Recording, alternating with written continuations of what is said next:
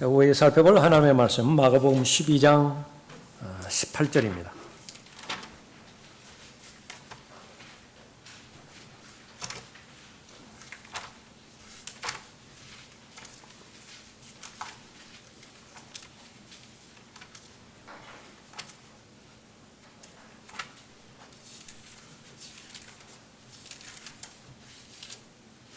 마가복음 12장 18절부터 27절까지 봐드리겠습니다.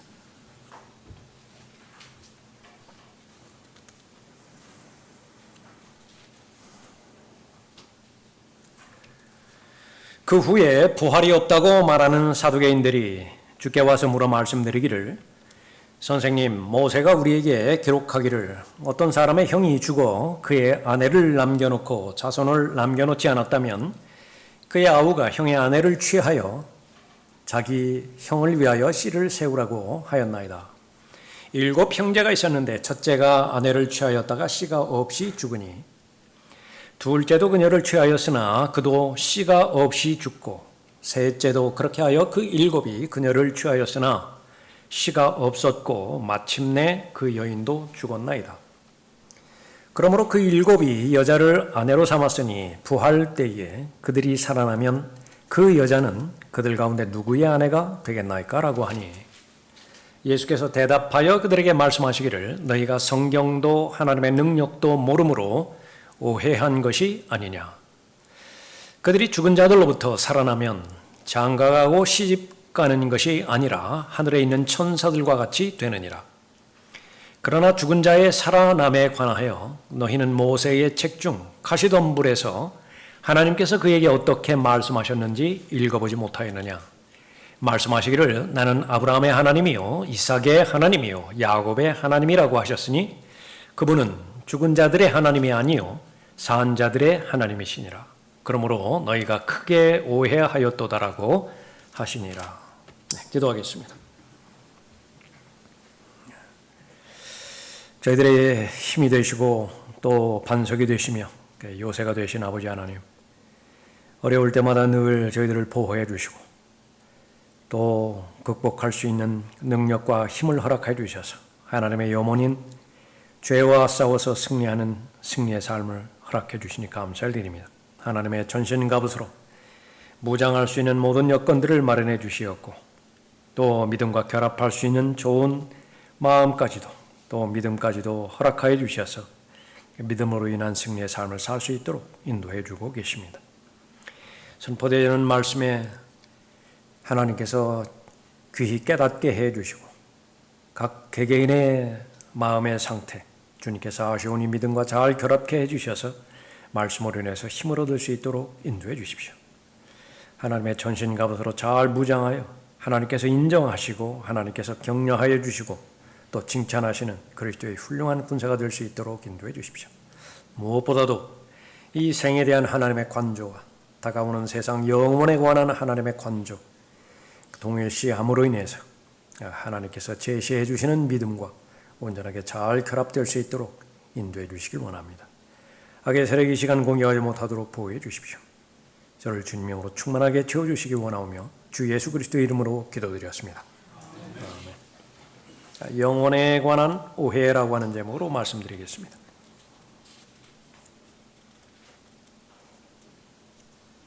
본문의 말씀은 바로 다가오는 세상, 죽음 이후에 펼쳐지는 세계에 대해서 예수 그리스도를 공격하는 이 사두개인들의 질문과 그 질문에 대한 성경적인 예수 그리스도의 답변을 말씀하고 있죠. 성경을 모르면 크게 오해하고 있는 것이고요. 하나님의 능력을 모르면 크게 오해하고 있는 것인데 이것은 잘못된 선택과 잘못된 결정을 내리는 것을 말하는 것인데 세상을 살아가면서 그런 잘못된 그 선택과 결정이 한둘이겠습니까? 그러나 다시 회복할 수 있는 그런 그 실수와 잘못들도 있지만은 절대로 해서는 안 되는 잘못, 절대로 해서는 안 되는 오해, 그것은 바로 영혼에 관한 또 다가올 세상에 관한 그런 주제에 대해서 결정하는 그 결정입니다. 본문 말씀을 통해서 내가 오해하고 있다라고 한다면 다시 바로 잡아야 되고요. 또 반신반의하고 있다라고 한다면 다시 한번 하나님의 말씀으로 인해서 확신을 얻게 됨으로 인해서 하나님 보시기에 이 사두개인에 대해서 말씀하는 것처럼 너희가 오해하였도다. 더 나아가서 크게 오해하였도다. 그런 말을 들어서는 안 되는 것입니다. 사람은 동물과 다른 부분이 있다라고 한다면 사람에게는 영이 있습니다.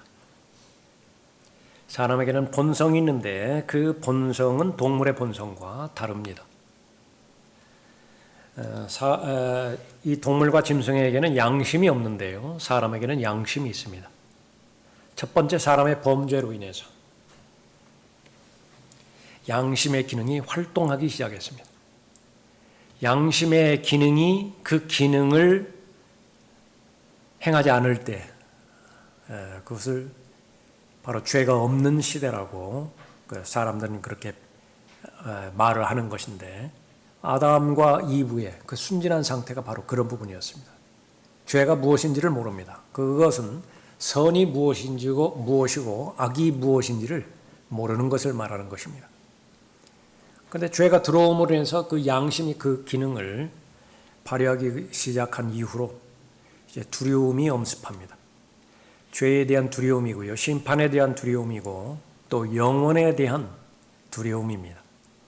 그러니까 그것을 소유하지 않는 사람은 아무도 없습니다.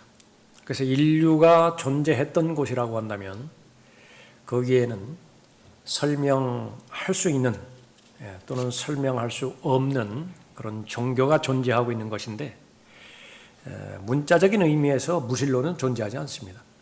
그러니까 무언가를 신뢰하는 것인데 그 신뢰의 그 궁금한 부분의 대상은 사람이 죽으면 어떻게 되는 것인가 사후 세계에 대한 의문입니다. 관심이고요.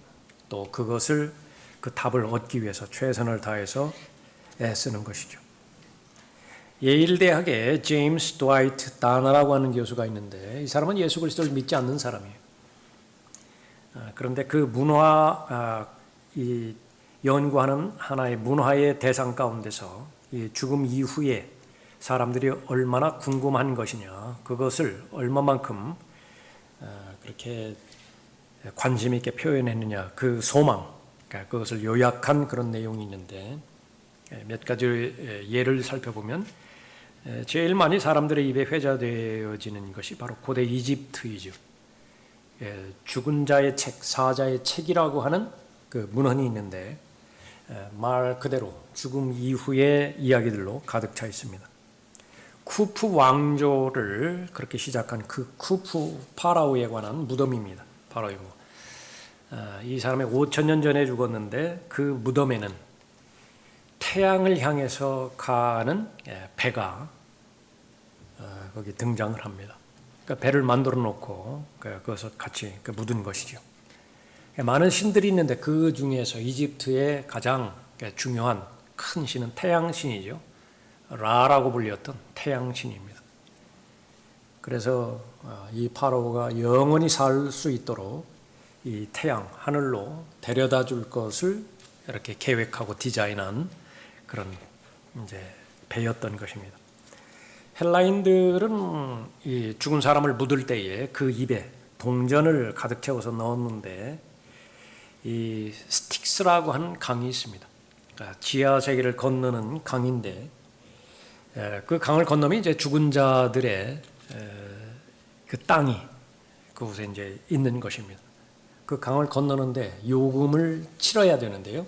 그 요금을 치르게 할 목적으로 입에 동전을 그렇게 넣게 되어지는 것입니다.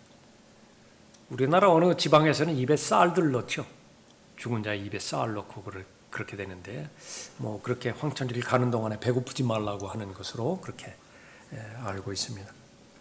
아메리카 원주민들 사람이 죽으면 이제 묻을 텐데 그 묻는 그 장소에 활도 넣고요, 화살도 넣고 그리고 또 타고 다녔던 말도 함께 묻었다고 합니다. 그것은 뭐냐면 사후 세계에서도 이제 사냥터에 이르게 될 텐데 거기에서 가장 적합한 사냥 준비를 하게 해줄 목적에서였다. 그렇게 말하고 합니다.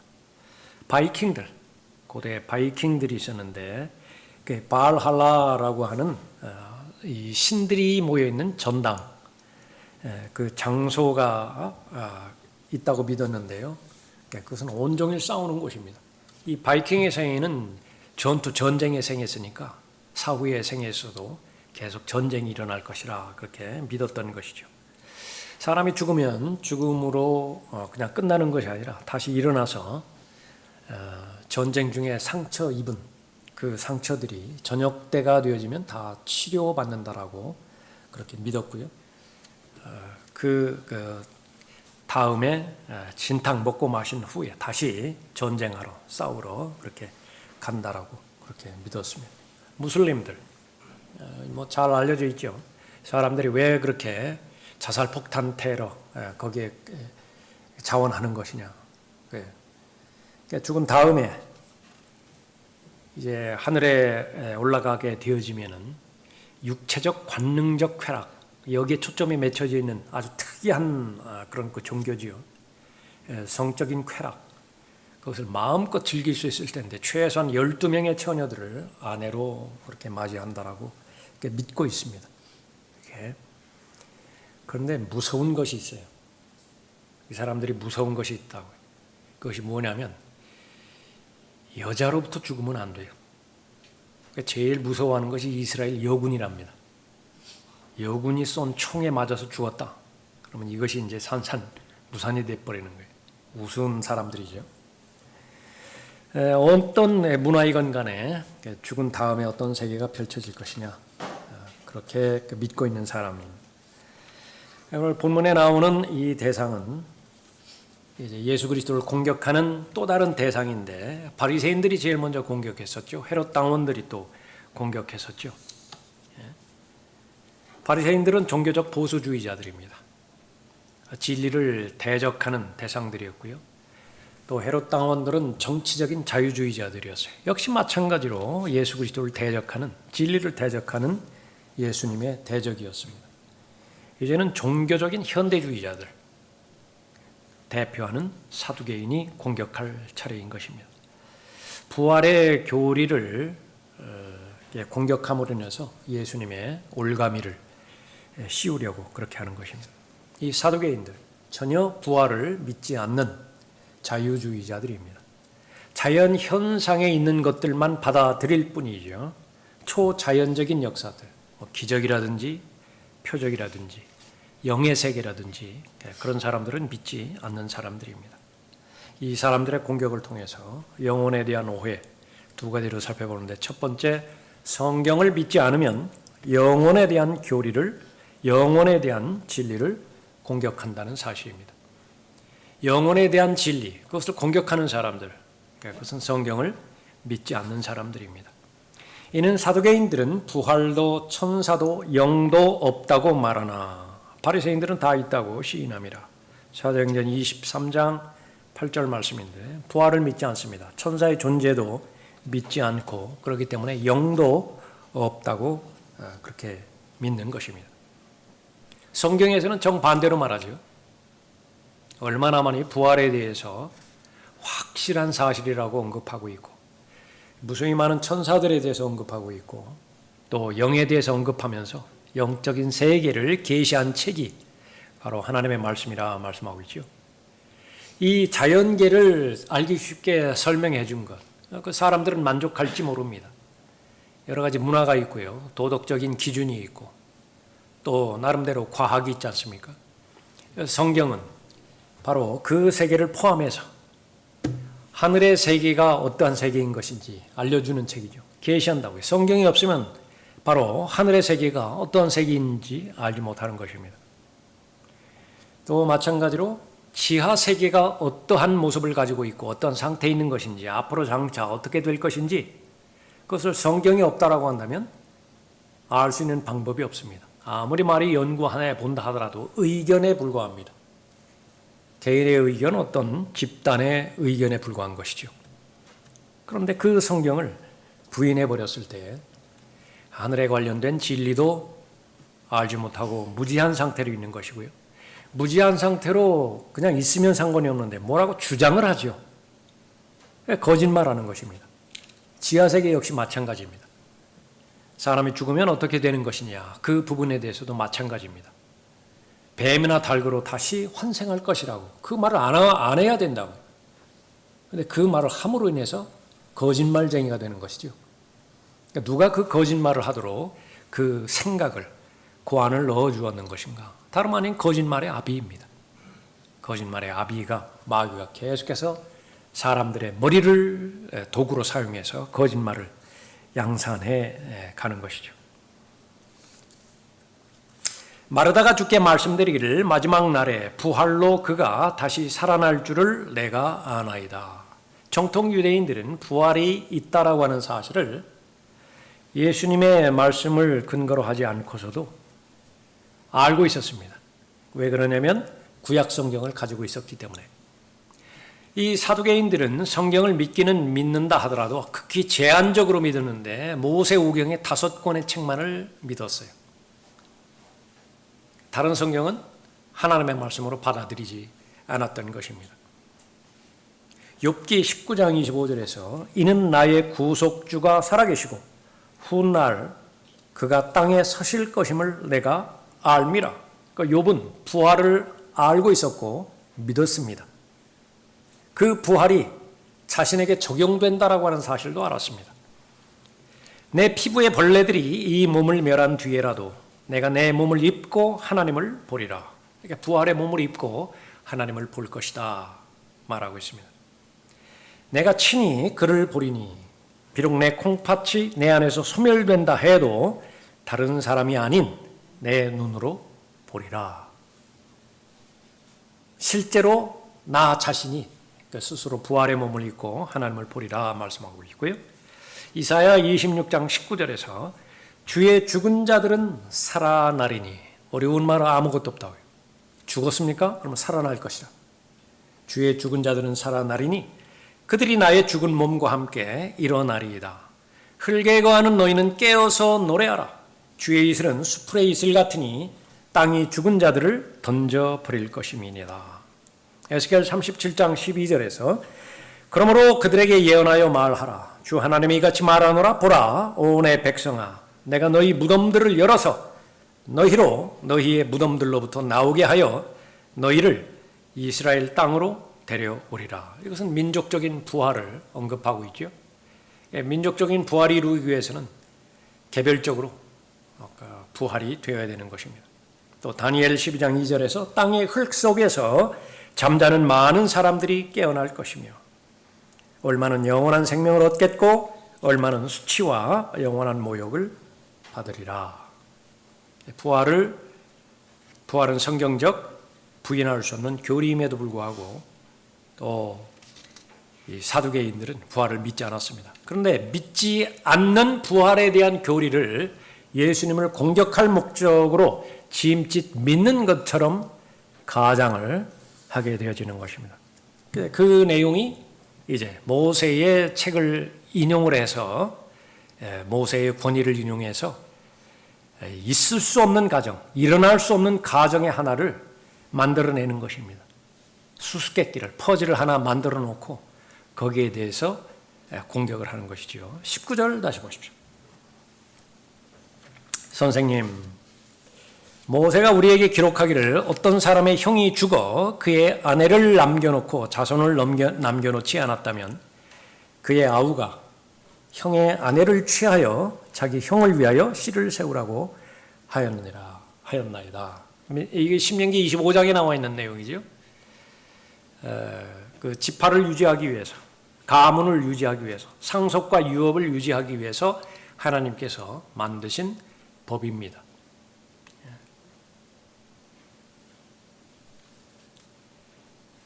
형제들이 있는데 그 형제가 예를 들면 그 큰 형이 결혼을 했는데 자손 없이 먼저 죽었습니다. 그러면 그 아우가 그 유업을 얻게 하기 위해서 바로 그 형수와 결혼을 해야 되는 것이죠.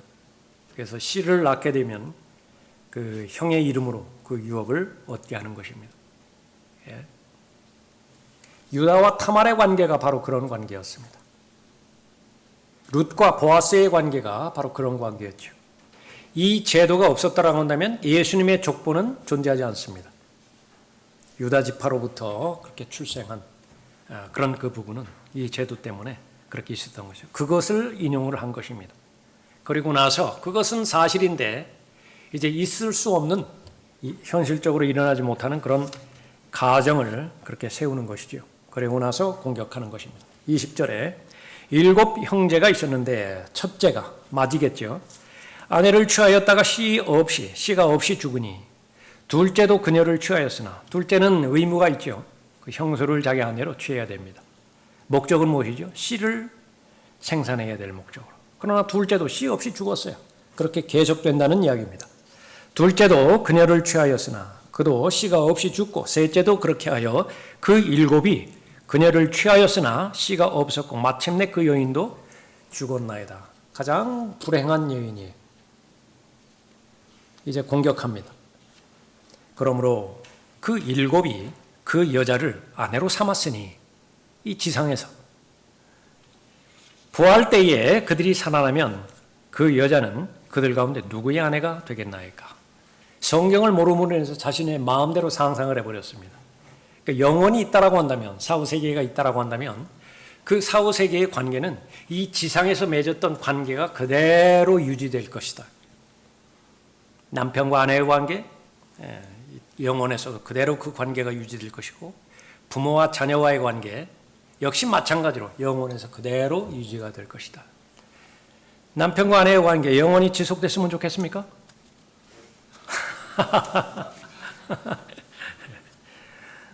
여러분의 답은 예가 나와야 됩니다. 마음속으로 그 즉각적으로 했으면 감사하고요. 그러지 않다고 한다면 예가 될 수 있도록 힘쓰십시오. 자, 그런 것은 아닙니다. 그것은 성경을 모르기 때문에 오해한 것이고요. 하나님의 능력도 모르기 때문에 오해한 것입니다. 성경을 믿지 않으면 영혼에 대해서 무지할 수밖에 없는 것이고요. 성경을 믿지 않는 상태에서 성경의 계시를 보여준다 하더라도 그것은 믿지 않는 것입니다. 오히려 진리를 공격하는데 하나님의 말씀을 이용하는 것이죠. 우리가 하나님의 말씀을 대할 때도 역시 마찬가지입니다. 질문이 2가지 질문이 있습니다.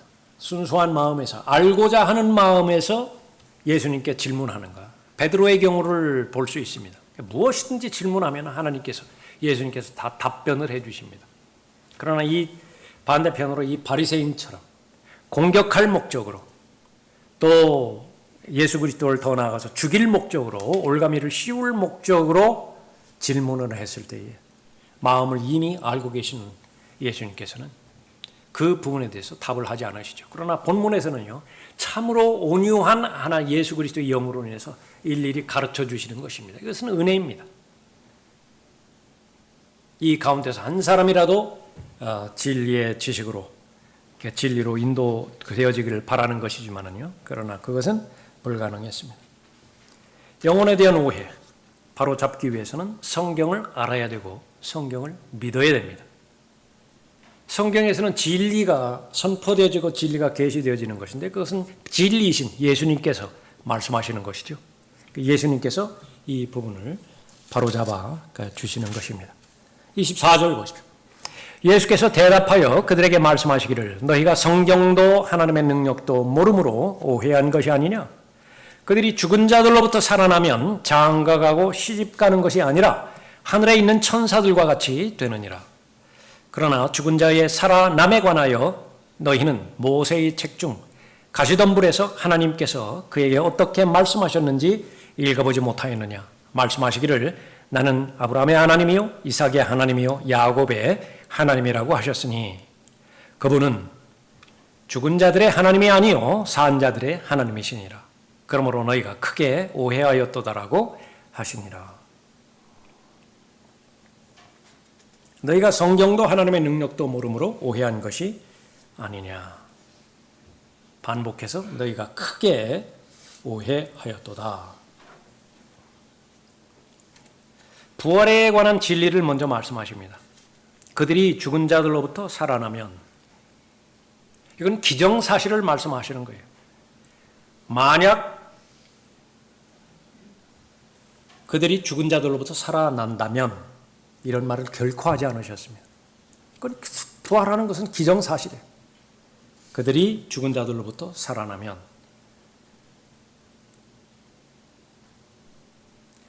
아브라함이 이 지상에 살았던 실제적인 인물인 것이냐? 그것을 의심하는 사람은 없습니다. 너무나 분명하죠. 너무나 명확하죠. 그런데 하나님께서 말씀하시는 것은 지금 현재 하나님은 나는 아브라함의 하나님이요 그렇게 말씀하죠. 나는 아브라함이 있었던 적의 하나님이요 그렇게 말씀하지 않으셨다. 아브라함은 지금 현재적인 인물이에요. 그러니까 수천 년이 지났다고요. 그 다음에 역시 마찬가지로 아브라함의 하나님인데 과거에 아브라함이 존재했었던 것보다는 비교할 수 없을 정도로 더 명확하게, 더 명료하게 아브라함은 지금 살아있는 것이라고 말하고 있는 것입니다. 그것이 부활에 대한 진리예요. 이삭도 마찬가지고 야곱도 마찬가지입니다. 천사에 대한 그 교리를 말씀하시죠. 모두가 다 하늘에 있는 천사들과 같이 된다 말씀하고 있습니다. 이것은 천사들은 영이기 때문에 영들의 존재 이것도 아울러서 병행해서 말씀하시는 것과 마찬가지죠. 천사들은 하나님의 아들들로 불려졌습니다. 욥기 1장 6절에서 하루는 하나님의 아들들이 와서 주 앞에 섰고 사탄도 그들 가운데 왔더라. 천사들은 분명히 존재하는 것이고요. 활동하고 있는 것입니다. 또 천사들의 역할, 그것은 다양합니다. 어떤 역할들을 하는 것이냐? 하나님께서 지시하신 사실을 행하는 그 천사들인데 한 영이 나와 주 앞에 서서 말하기를 내가 그를 설득시키겠나이다 하자 주께서 그에게 말씀하시기를 어떻게 하겠느냐 하시니 그가 말하기를 내가 나가서 거짓말하는 영이 되어 그의 모든 선지자들의 입에 있겠나이다 하므로 주께서 말씀하시기를 내가 그를 설득하여 이루라 나가서 그렇게 하라 하셨나이다. 열왕기상 22장 19절 이후의 말씀입니다. 그러니까 이런 일들도 그렇게 하시는 것입니다. 모두가 다 영혼에 대한 하나님의 진리의 말씀, 그것을 믿지 않는 자들, 그것은 자신의 꾀에 넘어가게, 자신의 거짓말에 스스로 걸려 넘어지게 만드는데 하나님께서도 이 천사들을 사용하신다 그렇게 말씀하고 있는 것입니다. 부활에는 두 부활이 있습니다. 하나는 일반적인 사람들이 알고 있는 부활이고요. 그것은 사람이 한 번 죽으면 그 죽은 사람은 모두가 다 한 번은 반드시 부활한다는 그 부활입니다. 여러분들이 잘 알고 계시는 큰 백보자 심판에서 부활하는 그 부활을 말하는 것입니다. 일반적인 부활이라 그렇게 알려져 있죠. 마르다가 알고 있었던 부활은 일반적인 부활입니다. 그런데 예수님께서 새롭게 계시해 주시는 것은 죽은 자들의 부활이 아니라 그 죽은 자들의 부활은 죽은 일반적인 부활이고 죽은 자들로부터 부활한다. 죽은 자들로부터 살아난다. 그 부활은 이제 일반적인 부활에 앞서서 먼저 일어나는 부활을 말하는 것입니다. 백보자 심판 때에 모든 사람들이 소환됩니다. 한 사람도 예외 없이 모든 사람이 다 소환되어지는데 그때의 특이한 점 가운데 하나는 설 땅이 없어요. 딛고 있을 땅이 없게 되는 것입니다. 또 내가 큰 백보자와 그 위에 앉으신 분을 보니 그의 면전에서 땅과 하늘이 사라졌고 그들의 설 자리도 보이지 않더라. 이런 상태가 되었을 때의 부활의 대상, 그것이 일반적인 부활입니다. 또 내가 죽은 자들을 보니 작은 자나 큰 자나 하나님 앞에 서 있는데 책들이 펴져 있으며 또 다른 책도 펴져 있는데 그것은 생명의 책이라. 죽은 자들은 자기들의 행위에 따라 그 책들에 기록된 대로 심판을 받더라. 하늘에 있는 천사들처럼 다 되어서 부활하면 천사들처럼 결혼하지 않는다라고 말하고 있는데 그 이유는 바로 천사들이 모두 남성이기 때문에 그렇습니다. 성이 없는 섹스리스가 아니라 모두가 다 남자들이에요. 예수 그리스도께서 부활하셨을 때에 성이 없는 상태로 부활하신 것이 아니라 바로 예수 그리스도 남성, 지상에 사셨던 그 남성의 성을 가지고 부활하셨는데 33세 반의 나이로 부활하셨던 것입니다. 하나님의 법칙에 의하면 남자는 남자끼리 결혼할 수 없습니다. 여기서는 무한대로 그렇게 결혼할 수 있다라고 이제 그 방향으로 다 나갈 수밖에 없는 것입니다. 남자와 여자가 결혼할 수도 있고요. 여자와 여자가 결혼할 수도 있고, 남자 둘, 여자 하나 결혼할 수도 있고요. 그 역으로도 할 수 있고. 문제는 뭐냐 그러면은 그 성에 대해서 자유로운 관점을 가졌다 그러면은 지금까지 성이 두 가지밖에 없다. 이 관념도 이제 넘어가 버리는 거예요. 예? 나는 남자도 아니고 여자도 아니다. 그러면 남자 화장실, 여자 화장실 마음대로 왔다 갔다 하는 거예요. 현실적으로. 예? 나는 아침에는 여자였다가 저녁에는 남자가 된다. 그것도 자유를, 그 성의 자유를 그렇게 받아들이는 것입니다. 그냥 무한대로 나가는 거예요. 예? 그런 상태가 되어지면 이제 짐승만도 못한 세상이 펼쳐지는 것이고요. 하나님께서는 감당을 못하세요. 그런 악으로 계속 채워지는 그런 세상이 되어지면 그때마다 하나님의 남은 결론은 심판이었는데 그 보여준 것이 바로 노아의 홍수의 심판이었고 롯의 심판이었습니다. 지금 현실적으로 바라봤을 때에 그때의 성적인 문란함이나 지금의 문란함이나 어떠한 차이가 있겠는가, 그에 대한 분별력이 있어야 되는 것이죠. 전사들은 모두 남성이기 때문에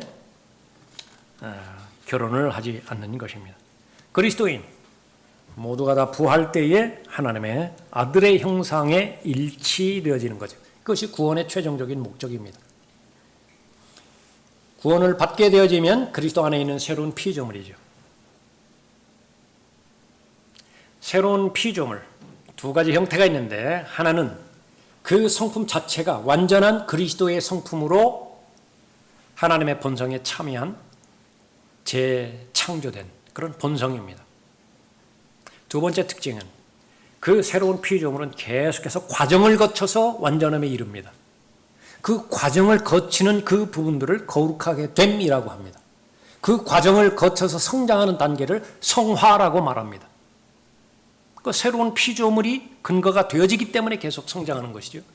언제까지 계속해서 거룩하게 되어가는 것이냐, 언제까지 계속해서 하나님의 영 안에서 성장하는 것이냐, 영화롭게 될 때까지. 다시 말하면 새로운 피조물에 대한 약속이 있는데 그 약속이 하나도 빠트림 없이 다 완전히 성취되어질 때, 그때가 영화롭게 되어지는데 하나님의 아들의 형상과 일치되어질 때, 그때까지는 계속 성장이라고 하는 과정을 통해서 성장하는 것이죠. 그 말이 새 사람을 입으라 그 말입니다. 새 사람을 입으라. 이제 새 사람을 입고 그 약속의 말씀이 성취되어지면 모두가 다 예수 그리스도처럼 되어지는 것입니다. 그 부분을 한번 연상해 보십시오. 속성은 예수 그리스도의 영광스러운 몸과 똑같아야 되는데 외모도 똑같을까요?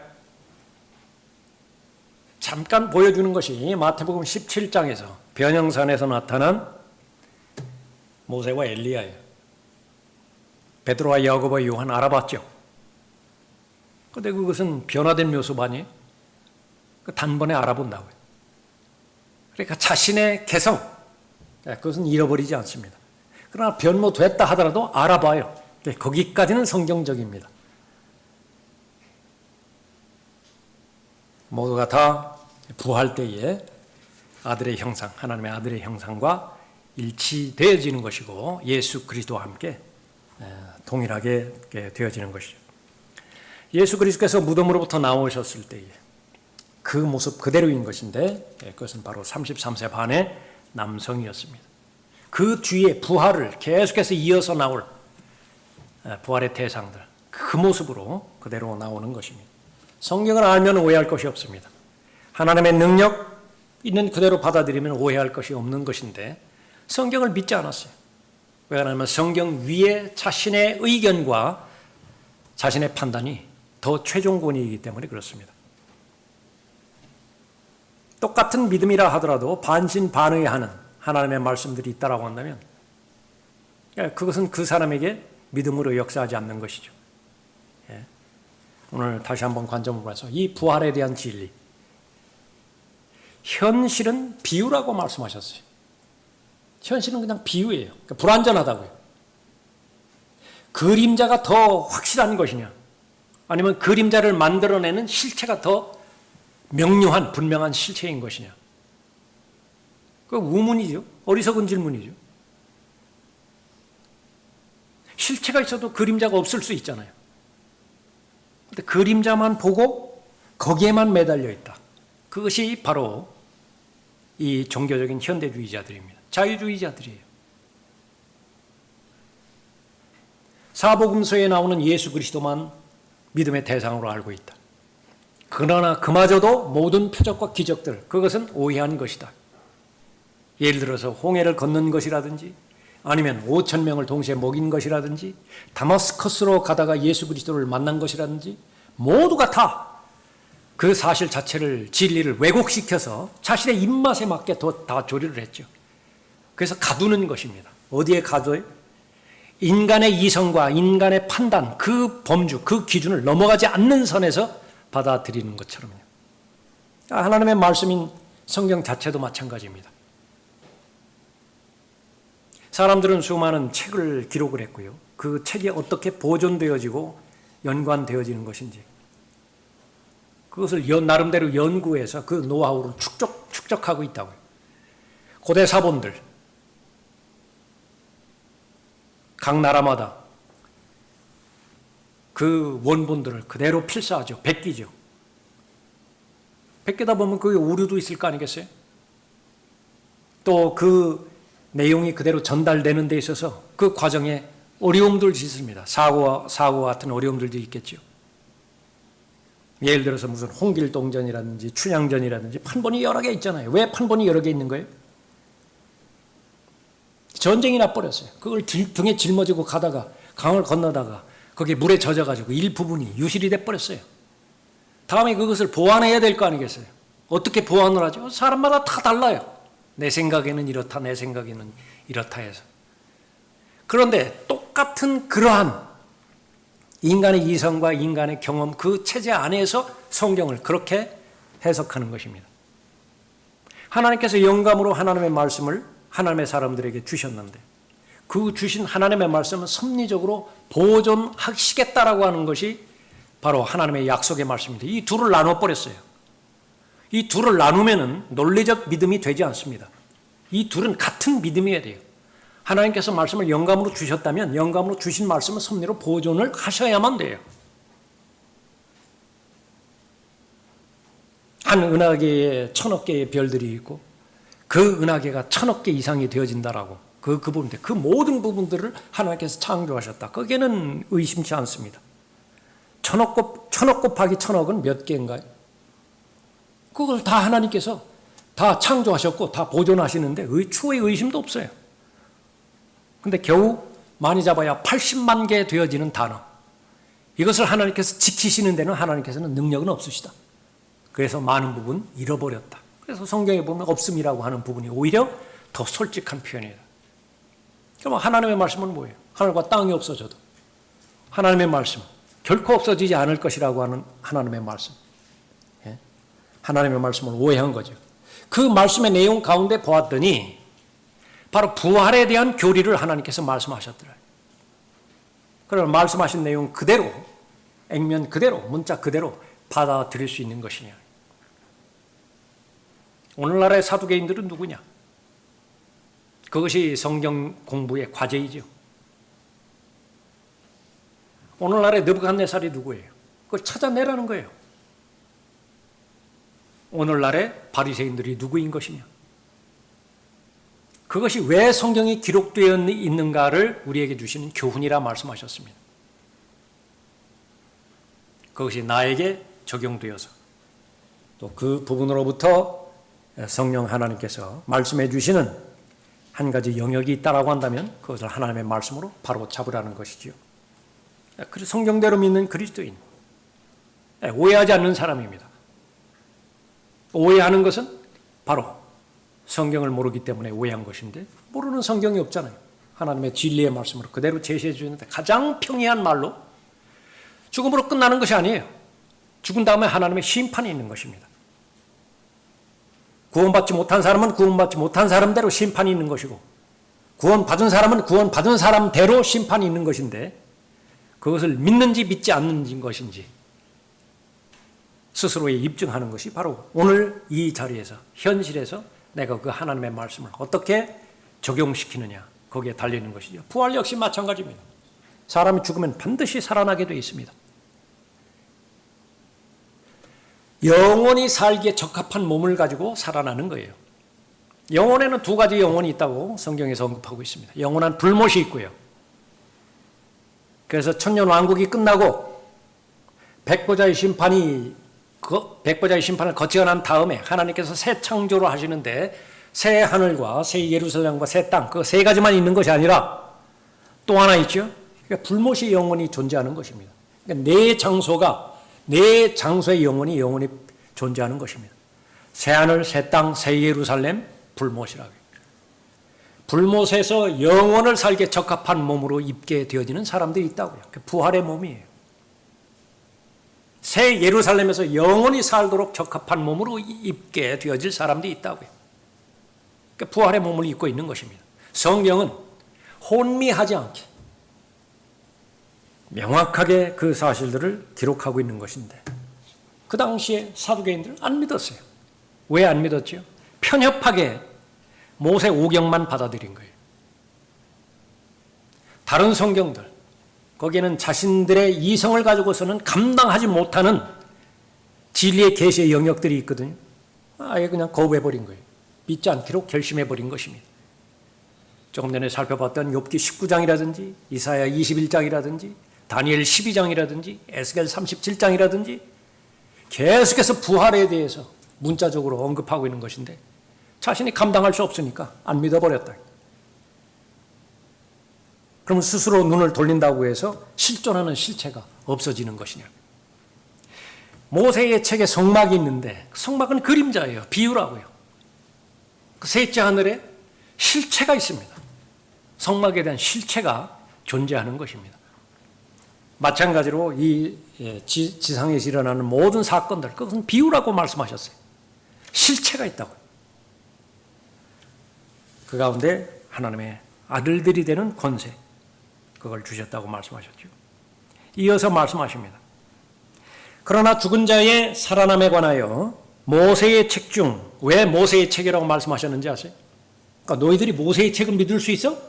그렇다면 그 모세의 책으로 가봐. 모세의 책 중 가시덤불에서 하나님께서 그에게 어떻게 말씀하셨는지 읽어보지 못하였느냐? 똑같이 읽어보았음에도 불구하고 자신의 관점에서 읽어보니까 그렇게 구약에서 예수 그리스도 메시아가 오실 메시아의 고난에 대해서 언급했지만은, 고난받는 메시아, 이것은 자신의 사상체계에 들어오지 못하게 만들어버리는 거예요. 자신의 관점인 온통 영광받는 메시아예요. 영광받는 메시아, 그것만 바라보았다. 오해한 것이죠. 모세의 책에서, 선지자의 글들에서, 다른 시편들에서 나에 관해서 증거한 것들 모르느냐 그 말이에요. 그런데 이 사두개인이라고 하는 존재는 바리새인과 마찬가지로 종교에 바로 합체된 그런 사람들입니다. 제사장 제도, 그러니까 다 거머쥐고 있었고요. 사두개인들이 다 거머쥐고 있었어요. 제사장 다 장악하고 있었던 존재인 것입니다. 성경에 대해서 잘 알고 있어요. 그럼에도 불구하고 진리에 대해서는 이르지 못했던 것이죠. 너희는 모세의 책 중 가시덤불에서 하나님께서 그에게 어떻게 말씀하셨는지 읽어보지 못하였느냐.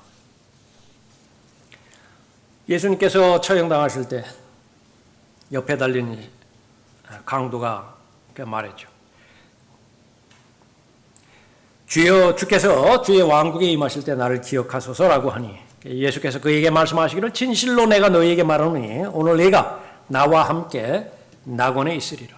이때 말하는 낙원은 셋째 하늘이 아니에요. 지하세계라고요. 지하세계로 예수님께서 방문하실 때, 그때 이 강도는 지하세계로 들어가는 것이죠. 강도는 죽은 게 아니에요. 일시적으로 생명의 호흡이 멎었지만은, 그러나 예수 그리스도께서 죽으신 이후에 계속 살아있는 것입니다. 따라서 그가 올라가셨다는 것은 그가 땅의 더 낮은 부분들로 먼저 내려가셨다는 것이 아니고 무엇이냐? 예수님께서 부활의 첫 열매들이 되시기 위해서 무덤에서 나오셨죠. 죽은 자들로부터 부활하셨습니다. 첫 열매들이 되셔야 된다라고 하는 것입니다. 그때에 사로잡힌 자를 사로잡으셔서 함께 셋째 하늘로 올라가셨습니다. 그래서 지금은 낙원이 지하세계가 아니라 셋째 하늘이 되는 것입니다. 그것을 입증해 준 사람들이 있다고요. 예수 그리스도의 부활을 입증해 준 사람들이 있다고요. 그것이 바로 구약 성도들의 일부분이요. 무덤에서 나와서 예루살렘 도성으로 활보하며 돌아다녔던 것이. 무덤들이 열리며 잠들었던 많은 성도들의 몸이 일어났으며 주께서 부활하신 후에 무덤에서 나와 거룩한 도성으로 들어가 많은 사람들에게 나타나더라. 그런데 어찌하여 너희 가운데 어떤 사람들은 죽은 자들의 부활이 없다고 하느냐. 그래서 이 부분은 바로 자연인의 관점에서는 받아들일 수 없는 것입니다. 보았다 하더라도 기적과 표적은 믿음을 형성시켜주지 못해요. 믿음은 들음에서 나오는 것이고 들음은 하나님의 말씀을 통해서 형성되어지는 것입니다. 바로 성경이에요. 그래서 성경을 알아야 되는 것입니다. 성경을 믿어야 되는 것이죠. 그렇게 된다라고 한다면 이 부활에 대한 진리, 부활에 대한 교리, 그것은 너무나 당연하게, 너무나 분명하게 내가 지금 숨 쉬는 것보다도 더 명확한 진리로 다가오게 되어지는 것이죠. 그분은 죽은 자들의 하나님이 아니요 산 자들의 하나님이시라. 예수 그리스도의 부활을 시작으로 해서 모든 믿는 사람들은 이제 부활이 자신에게 현실이 되었던 것입니다. 영적으로 적용해서 또 교리적으로 적용해서 로마서 6장 11절에서 우리는 죽음에 함께 들어갔다고 말씀하셨죠. 십자가에서 예수 그리스도께서 달리셨을 때 우리는 다 죽음에 동참했다. 그것을 믿을 수 있느냐 믿을 수 없느냐가 지금 현재 승리의 삶을 사느냐 살지 못하느냐를 결정하는 것입니다. 그것을 듣기는 들었다 하더라도 실제 생활에 적용하지 못하면 그것은 인정하고 싶지 않다 하더라도 그냥 사두개인이에요. 안 믿는다고요. 다른 사람은 믿을지 모르지만 내 육신이 예수 그리스도와 함께 2000년 전에 갈보리 십자가에서 처형되었다. 이건 안 믿는다. 그러나 그렇게 된다라고 한다면 크게 잘못하고 있는 것입니다. 크게 오해하고 있는 것이죠. 능력이 없어요. 그 사람에게는 하나님의 능력이 없는 것입니다. 분명히 하나님께서는 선포를 하시는 것입니다. 이와 같이 너희도 너희 자신을 정령 죄에게는 죽은 자요 예수 그리스도 우리 주로 말미암아 하나님께는 산 자로 여기라. 산 자로 믿으라. 산 자로 주장하라. 어려움이 닥칠 때마다 부활에 대한 진리 그것을 주장하기만 하면 내가 극복해야 되는 죄 문제, 시험과 유혹의 문제 극복할 수 있는 것인데 그것을 주장하지 않음으로 인해서 계속 그 자리에 머물러 있을 수 있는 것입니다. 그러나 하나님의 말씀은 능력이 있고 말씀을 모르는 것은 하나님의 능력을 모르는 것과 똑같은 것이라고 말씀하셨죠. 그러니까 우리는 그럴 필요가 없습니다. 하나님의 말씀도 알아야 되고 동시에 하나님의 능력도 우리가 아는 것이죠. 그렇게 된다라고 한다면 다시 말하면 예수 그리스도의 고난에 참여하는 사람은 예수 그리스도의 부활의 능력에 다 똑같이 참여하는 사람인 것입니다. 영혼에 대한 오해. 우리는 예수 그리스도 개인의 구주로 믿을 때에 이 문제가 해결됐습니다. 그러나 조금 전에 살펴봤던 것처럼 우리의 최소한의 믿음, 그건 계속 성장을 해야 되죠. 어디까지 성장을 해야 되는 것이냐. 우리에게는 이미 영원히 시작됐다고요. 죽음이라고 하는 그 관문이 중간에 놓여 있기는 하지만은 그렇다고 해서 단절되는 것이 아니에요. 예수 그리스도를 소유했다고 하면 그 예수 그리스도 안에 있는 생명, 영생은 이미 소유한 거예요. 부활의 자녀이고요. 죽은 자들로부터 부활한 그 하나님의 약속의 말씀이 여러분에게 그대로 믿음 가운데서 소유하고 있는 것입니다. 기도하겠습니다. 아버지 하나님, 한 번 죽는 것은 사람들에게 정해진 것이고 그것으로 끝나는 것이 아니라 그 죽음 뒤에는 하나님의 심판이 있음을 하나님께서 계속해서 경고하시고 미리 알려주십니다. 심판을 잘 대비하라는 하나님의 권면의 말씀이자 예수 그리스도를 믿는 믿음이 얼마나 위대하고 많은 특권을 가져다 주는 것인지 확신을 가져다기 위한 하나님의 약속의 말씀이기도 합니다. 많은 사람들이 성경과 관계가 있고 또 그것을 심지어는 직업으로 삼는 사람들조차도 본문에 나오는 사두개인들처럼 바리새인들처럼 또 헤롯 당원들처럼 예수 그리스도를 대적하는 데에만 성경을 악용했던 그런 수많은 무리들이 있습니다. 오늘날에도 이 세상의 신은 변치 않습니다. 공중권세의 통치자는 변하지 않았습니다. 공격하는 모든 방법과 그 책략과 술수는 더 교활해지고 있습니다. 성도들 안에 전해준 그 믿음을 빼앗아가기 위해서, 도둑질하기 위해서 혈안이 되어 있는데 그것을 방어할 수 있는 방법은 성경을 부지런히 아는 것이고 또 알려주신 하나님의 말씀을 견고하게 믿음으로 결합시키는 것입니다. 그래야 하나님의 은혜 가운데서 하나님의 능력을 소유한 하나님의 자녀로서 하루하루 주님과 동행하며 사는 삶인 것인데, 이 자리에 참여한 모든 하나님의 자녀들 한 사람도 예외 없이 모두가 다 말씀에 대한 무지함으로 인해서 하나님의 능력을 오해함으로 인해서 크게 오해한 사람이 없다고, 오해했다고 그 책망의 대상이 되지 않도록 하나님께서 보호해 주시길 원합니다. 주 예수 그리스도 이름으로 기도드렸습니다. 아멘. 다 같이 일어나시겠습니다.